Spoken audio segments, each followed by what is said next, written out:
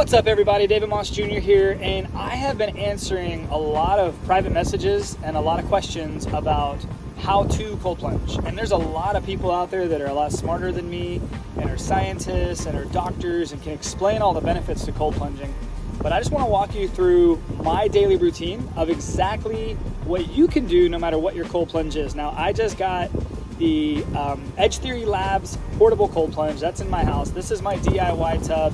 I actually like doing this one during the day because it's outside. I put it outside, built this deck, and all those videos are on my channel.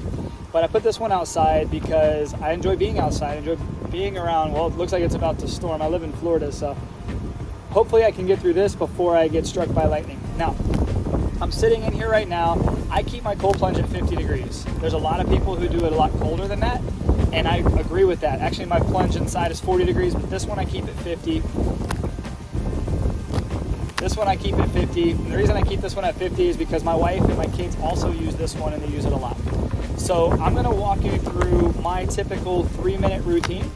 And you can do this whether you use an ice trough, whether you use a cold plunge, whether you spend 15 grand and bought the super nicest cold plunge ever, whatever cold water you're getting in, I'm gonna show you exactly what my routine is and how I do it and how a lot of the professionals are doing it. So check this out right here. All right, so I've been in it over a minute already while I was talking during that video. So this is how a lot of people are doing it. They sit back with their arms out and they kind of just let their lower half of their body get cold, which is totally fine. I prefer, if you're putting your toe in, if you're putting your lower half in, you might as well just put your arms in. You might as well just sink back and get your shoulders in. So what I do is I'll spend an entire minute just getting comfortable and getting all the way down. Usually I get in fast, pretty fast now. But at about 30 seconds to a minute, I'm gonna actually submerge my entire head under the water. And I do that every minute, on the minute, for 3 minutes. So I'm gonna walk you through it. The best thing you can do when you're first learning this is keep the temperature a little bit higher. It's okay to start out at 60 degrees and work your way down.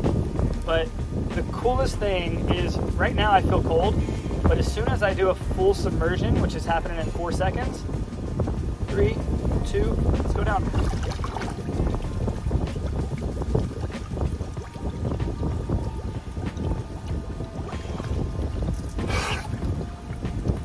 So I stay down for 5 to 10 seconds. I stay under the water totally.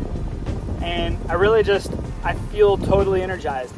If you just sit in with your lower half, it's gonna be cold. The second you can get your shoulders underwater, it's cold, but as long as you can control your breath, it's not bad, it's bearable, it's comfortable.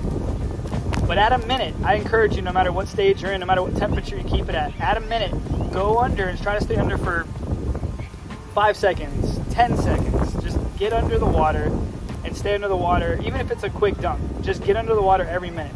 Trust me, you're gonna feel amazing. So we got 10 more seconds and I'm gonna go under one more time. Deep breaths will warm you up. That's something that Wim Hof teaches and he has some great lessons. So we're gonna go under in 3, 2, 1.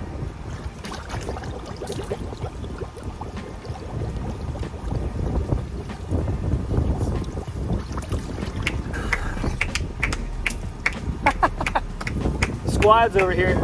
Are you gonna get in after me? It's lightning. It's lightning? Bad. All right, well, we're gonna hopefully get this video concluded.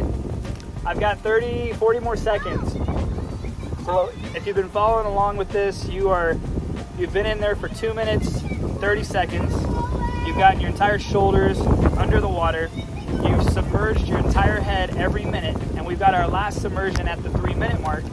I've been in a little bit longer, but that's okay. This is the way I've been doing it, and I do it in the mornings, and a lot of times at night I'll do it before I go to bed, and surprisingly you get a lot of energy during the day, but if you do a cold plunge at night, you actually sleep extremely deep. I've had some of the best sleep I've ever had. So we're gonna do our last submersion in 5 seconds. 3, 2, 1.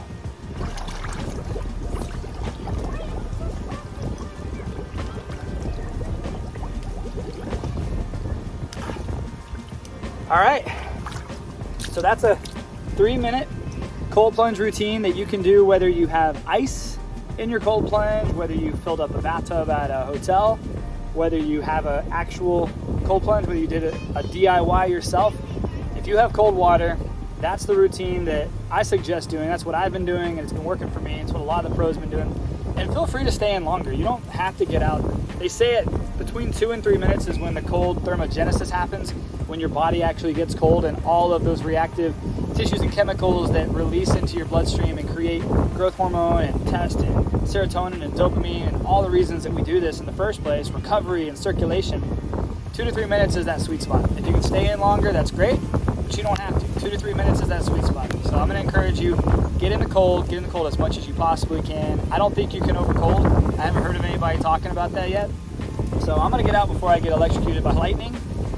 In the meantime, I hope you guys enjoy this. If you have any questions, feel free to ask them in the comments below. Subscribe to this channel.